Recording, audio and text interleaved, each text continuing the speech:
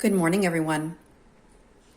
I would like to present to you something that I created this morning to help you to recognize the similarities between what happens for us as an adult in our life with certain factors versus what happens for a child in their life with certain factors in place. So if we take a look at this chart here that I've made, we can see that when an adult has 80% stress in their life, 30% nutrition, 40% mental health, whereas the capacity could be 100, for example, and 80% alcohol consumption, that there is a greater chance that the adult will have a likelihood of anger bursts, upsets, a declined state of well-being, an increase of health problems, and an increase of poor mental health.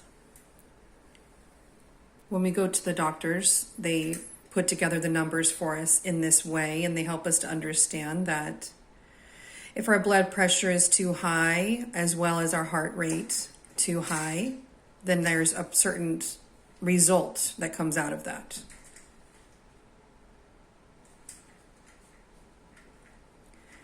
However, when we look at a child, an example of a child's focuses, interests, and influences, we see the very same. Let's say that the child has a very poor educational environment at 30%, whereas 100% would be the best educational environment for that child.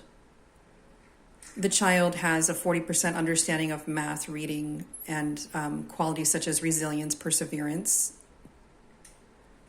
The child spends a good amount of time on video games at 80% and has a very small period of time of quality time with those closest to them at 30%. This does result in the likelihood of the child having emotional outbursts. This likely results in a child who is and continues to be behind in their grades.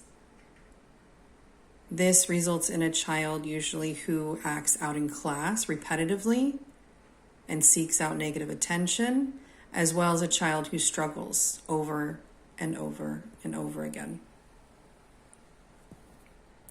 So when considering all of the elements of what's going on for your child, I'd like for you to think about this here.